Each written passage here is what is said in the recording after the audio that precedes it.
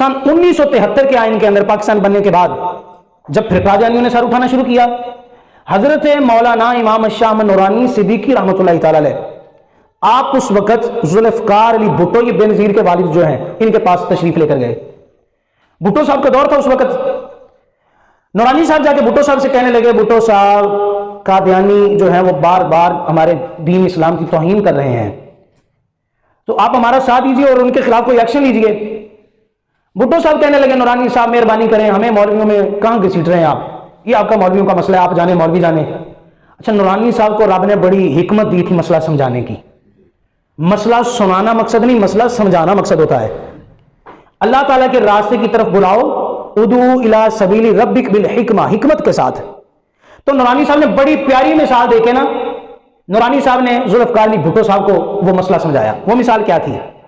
नूरानी साहब कहने लगे, भुट्टो साहब जरा देखिए, इस वक्त पाकिस्तान का वजीर आजम कौन है?